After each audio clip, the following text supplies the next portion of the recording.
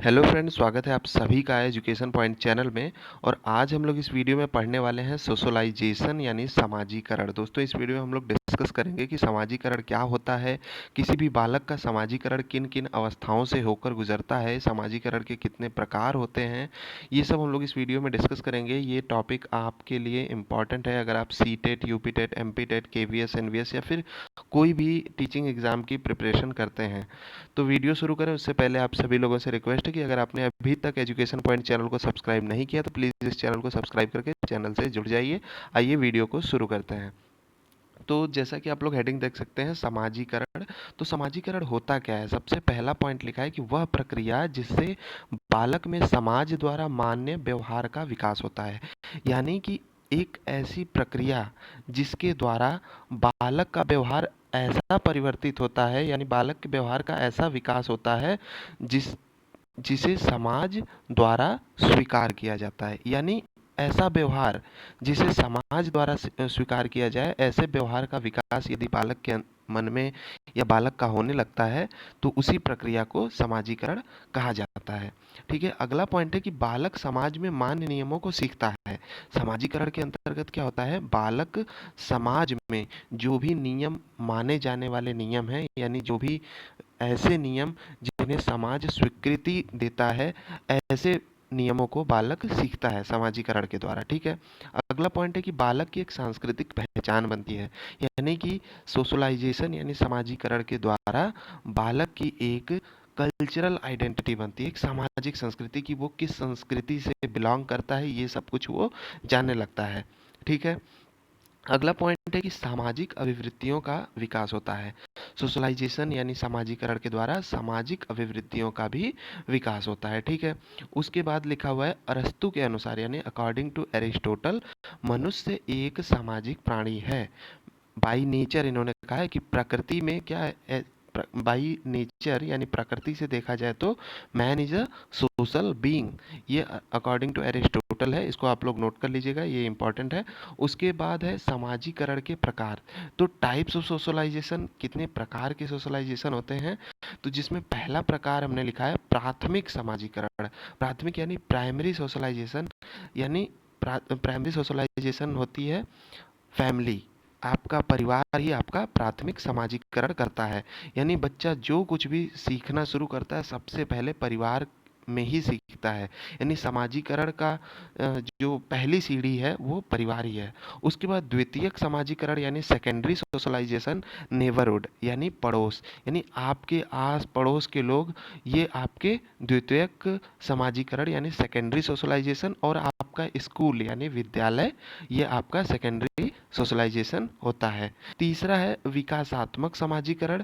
विकासात्मक समाजीकरण यानी डेवलपमेंटल सोशलाइजेशन। इसमें आता है आपका लर्निंग स्किल्स, यानी कि पहला तो हो गया फैमिली, दूसरा स्कूल या पड़ोस, और तीसरा जो विकासात्मक है, जब आप स्कूल में या फिर कहीं और पे जब कोई आप सीखते हैं, कुछ कुछ लर्न करते हैं, तो ये आपका विकासात्मक समाजीकरण हो जाता है।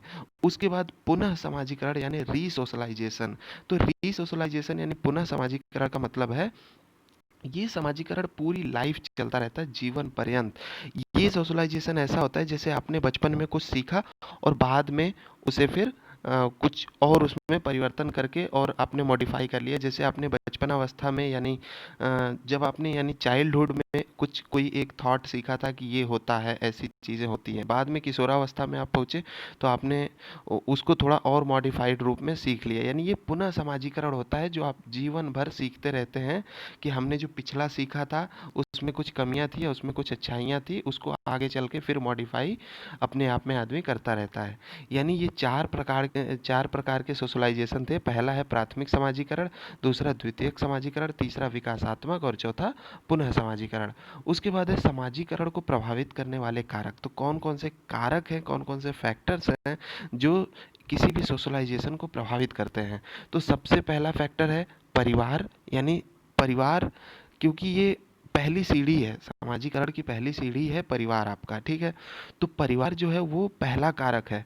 दूसरा पड़ोस और वातावरण, तीसरा है विद्यालय, चौथा है समूह या टोली यानी आपका पीयर ग्रुप, यानी जिन साथी संगियों के साथ बच्चा खेलता है वहाँ से भी उसका समाजीकरण होता है। पांचवा है संस्कृति, ने जिस संस्कृति में वो पला बड़ा है, जो संस्कृति उसको जिस संस्कृति से वो चारों तरफ से घिरा हुआ है, उस संस्कृति से भी उसका समाजीकरण होता है। और छठवां है लिंग, लिंग भी आपके समाजीकरण यानी कि किस जेंडर का बच्चा है, मेल है फीमेल है, इससे भी उसका समाजीकरण प्रभावित होता है। और चौथा है मनोरंजन, मनोरंजन में जैसे कुछ भी कहीं घूमने जाना या फिर सिनेमा देखना या फिर ये मीडिया, ये सब चीज़ें बच्चे के समाजीकरण को प्रभावित करती हैं, ठीक है। उसके बाद है समाजीकरण की अवस्थाएं यानी स्टेजेस ऑफ सोशलाइजेशन। तो समाजीकरण की अवस्थाएं, आपका समाजीकरण शैशवावस्था से ही शुरू हो जाता है। तो शैशवावस्था जैसा कि आप लोग जानते हैं उम्र होती है 0 से 2 वर्ष। तो समाजीकरण जो शैशवावस्था में होता है उसमें क्या होता है, जो पहले महीने का बच्चा होता है उसमें उसमें क्या उसके अंदर गुण आते हैं, मानव और अन्य ध्वनियों में अंतर समझने लगता है कि ये कोई पुरुष बोल रहा है, ये कोई महिला बोल रही है, या फिर ये किसी बर्तन की आवाज़ है या जानवर की आवाज़ है। ये सब में वो अंतर पहले महीने में समझने लगता है, ठीक है। दूसरे महीने में क्या होता है कि मानव ध्वनियों को पहचानने लगता है और व्यक्तियों का मुस्कान के साथ स्वागत करने लगता है। तीसरा है अपनी माता को पहचानने लगता है तीसरे महीने में, और उससे दूर होने पर दुखी होने लगता है। चौथे महीने में क्या होता है बच्चे के साथ, व्यक्तियों के चेहरे को पहचानने लगता है। पांचवें महीने में प्यार या क्रोध की आवाज़ समझने लगता है कि उसे कोई डांट रहा है या उसे कोई प्यार से बुला रहा है। छठवें और सातवें महीने में परिचितों का मुस्कान के साथ स्वागत करने लगता है। आठवें से 9वें महीने में अपनी ही परछाई के साथ खेलने लगता है तथा उसे चूमने लगता है। अगर 8-9 महीने का बच्चा है उसे अकेले छोड़ दिया जाए और वो अपनी ही परछाई से खेलने लगेगा, मिरर रख दिया जाए तो अपनी ही मिरर अपनी ही इमेज के साथ खेलने लगेगा। 24 महीने का जब बच्चा होता है तो बड़ों के विभिन्न कार्यों में हाथ बटाने का प्रयास करता है। जब लगभग 2 साल का जब बच्चा हो जाता है तो उससे कोई कोई भी अगर आप वस्तु मांगे तो वो फटाफट दौड़ के लाने की कोशिश करता है, वो हाथ बटाने की कोशिश करता है कि मैं भी कुछ हेल्प करूं। यानी ये शैशवावस्था में इस प्रकार से समाजीकरण होता है। उसके बाद आता है आपका बाल्यावस्था। बाल्यावस्था में सामाजिक विकास कैसे होता है, जैसे कि आप लोग जानते हैं बाल्यावस्था 2 से 12 वर्ष के बीच की अवस्था होती है। तो इसमें कौन कौन सी भावना आपकी जागृत होती है बाल्यावस्था में, सहयोग की भावना का विकास होता है। जब बच्चा 2 साल से 12 साल के बीच में होता है तो उसके अंदर सहयोग की भावना, वो एक दूसरे का सहयोग करने का प्रयास करने लगता है इस उम्र में। उसके बाद दूसरों से स्नेह की भावना, दूसरों से स्नेह की भावना, अपने मित्रों से स्नेह की भावना आने लगती है। छोटे समूहों में खेलना पसंद करता है। तो इस उम्र का बच्चा जो होता है वो छोटे समूहों में खेलना पसंद करने लगता है, मित्रों का चुनाव करने लगता है। इसका समाजीकरण इस प्रकार से हो रहा है, वो अपने फ्रेंड्स सेलेक्ट करने लगता है कि ये मेरे फ्रेंड है, ये नहीं है, ये इनसे मेरा अच्छा व्यवहार बन सकता है, इस टाइप का वो चुनाव बाल्यावस्था में करने लगते हैं। झगड़ा तथा मारपीट समाजीकरण का एक अभिन्न अंग ये भी है कि मित्रों का चुनाव करना, झगड़ा तथा मारपीट और प्रतियोगिता, प्रतियोगिता कंपटीशन की भावना इस उम्र में आने लगती है। तो ये सब समाजीकरण इस अवस्था में यानी बाल्यावस्था में होता है। उसके बाद आता है आपका किशोरावस्था। किशोरावस्था में समाजीकरण किस प्रकार से होता है, तो किशोरावस्था की जो अवस्था होती है वो 12 से 19 वर्ष की होती है लगभग। उसके बाद इसमें जो सोशलाइजेशन होता है, इसमें जो समाजीकरण होता है, इसमें वेशभूषा और बनाव श्रृंगार करने लगता है बालक।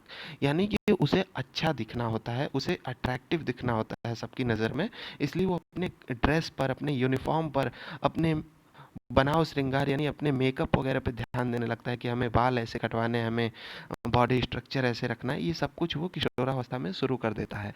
ये उसका समाजीकरण यहाँ पे शुरू हो गया है, इस प्रकार का समाजीकरण। उसके बाद दूसरा है पॉइंट की सक्रिय समूहों का निर्माण।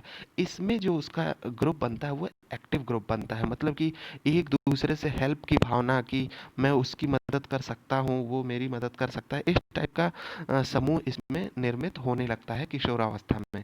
और मित्रता, मित्रता भी किशोरावस्था में अपने चरम पे होती है। किशोरावस्था के बालक मित्र बनाना शुरू कर देते हैं। मित्र तो बाल्यावस्था में ही बनते हैं, लेकिन किशोरावस्था में जो मित्रता होती है वो एक सक्रिय मित्रता हो जाती है। उसके बाद अगला पॉइंट है माता-पिता से संघर्ष तथा मतभेद।